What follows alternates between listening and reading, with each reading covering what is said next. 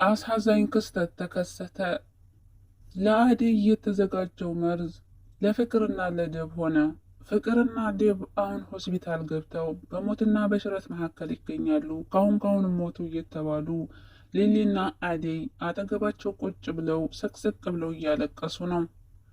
ነገር ግን አደይ አንድ ቀን እንኳን ወድሃለሁ አፈቅርሃለሁ ብለው የማታውቀውን ዴብ አሁን በእሷ ቦታ እሱ ተመርዞ ሆስፒታል ገብቶና ዝም ብሎ አይኖቹ ግድን ብለው እያየችው በጣም አዝናና ተከፍታ ወይኔ ምን ጉድ ነው ፈጣሪው ያደራህን አሳይተህ እንዳትነሳኝ እያለች ጸሎቷን ወደ ፈጣሪው አድርጋለች። ሊሊም አይዞሽ አደይ ፈጣሪ ያለው ነው የሚሆነው፣ ደግሞ ዴቭ ይነቃል፣ አይዞሽ ምንም አይሆንም ይሻለዋል አብሽሪ እያለች እያጽናናቻት ነው። እንግዲህ መልካም ጓደኛ ይስጣችሁ። በዚህ ሰዓት አሁን አደይ በተጨነቀችበት ሰዓት ሊሊ ካጠገቧ ባትሆን ኑሮ ምን ይውጣት ነበር? አደይ ፍቅር እንኳን ይበላት፣ ምክንያቱም እሷ የቆፈረችው ጉድጓድ ለአደይ ነበረ። ነገር ግን ቀድማ የገባችው እሷው ፍቅር ናት። ፍቅር በቆፈረችው ጉድጓድ ራሷ ገብታለች። ስለዚህ ማንም አያዝንላትም። ነገር ግን እናቷ ታሳዝናለች።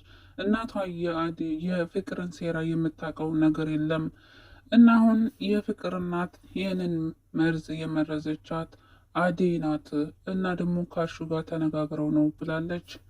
እንደዛ ልታስብበት የቻለችበት ምክንያት ደግሞ አደይ ተከትላቸው ሆስፒታል ስላልሄደች ነበረ። ይቺ ደግሞ አስመሳይ ቤዛ አብራቸው ሆስፒታል ነበር የሄደችው።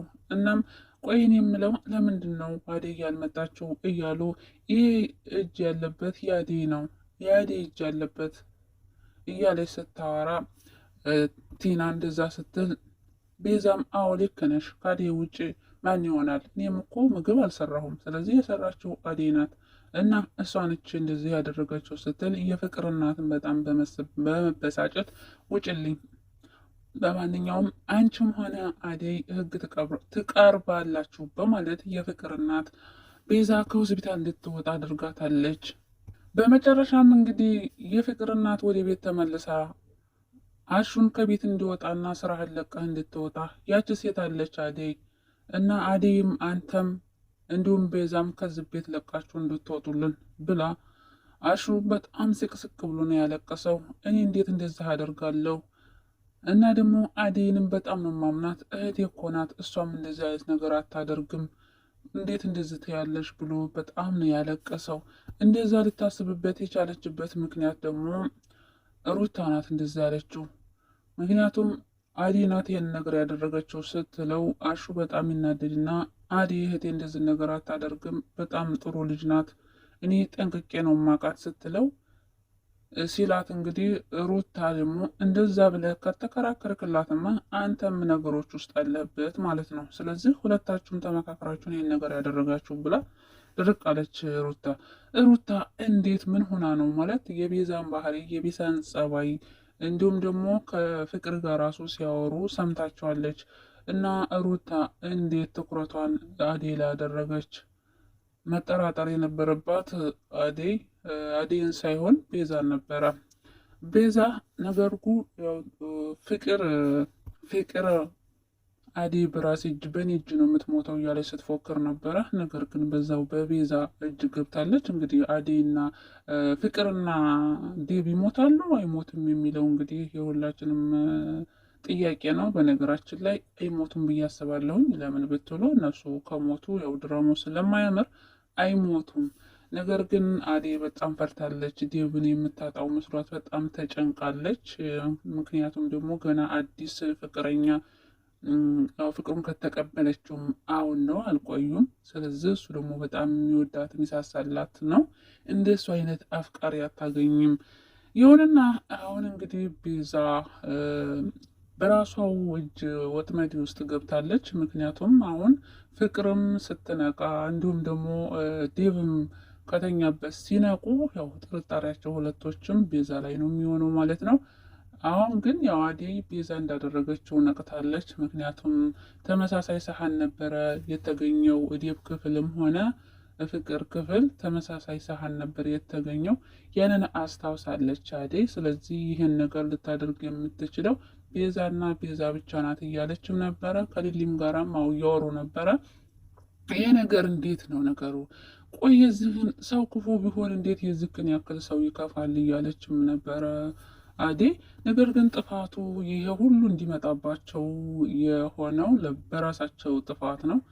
እንግዲህ በእንቁላሉ ጊዜ በቀጣሽኝ የሚባል አባባል አለ ማለት ነው። ምክንያቱም ቤዛ ያን ጊዜ ብር አዋጥተው ሲሰጧት ኤላና ዴብ ያን ጊዜ ተቤት አስወጥተዋት ነበር። ነገር ግን ተመልሳ መጣች። ተመልሳ ስትመጣ መቀበል አልነበረባቸውም። ስለዚህ ጥፋቱ ያው የእሳቸው ነው፣ የሁሉም ነው ማለት ነው። ምክንያቱም የአዴይም የዴብም የፍቅርም የሁሉም ነው ጥፋቱ። ለምን ብትሉ በእንቁላሉ ጊዜ በቀጣሽኝ የሚባል አባባል እዚህ ላይ ነው ማለት ነው። ሁሉን ነገር እያወቁ ቤዛ ክፉ እንደሆነች እያወቁ ነገር ግን እሷ እዛ ቤት ተቀላቅላ እንድትቀመጥ አድርገዋታል። የፍቅር እናት ደግሞ ምንም የምታውቀው ነገር የለም። አሁን በጣም ተናዳባቸዋለች። አሹ ላይና አዴ ላይ በጣም ተናዳባቸዋለች። እኔ እኮ አዴንም ልጄ ናት ብዬ አሹንም ልጄ ነው ብዬ ነበር የተቀበልኳቸው። እንዴት የበለበትን እጅ ነክሳሉ? እንዴት አንድ ልጄን ያደራ ልጄ እንደዚህ ጉድ ይሰሩኛል? እያለች በጣም ተናዳለች፣ ተበሳይታለች። ነገር ግን አዴም ሆነ አሹ ምንም የሚያውቀው ነገር የለም። አሹ በጣም አሳዘነኝ፣ ሲያለቅስ በጣም ነው ያሳዘነኝ።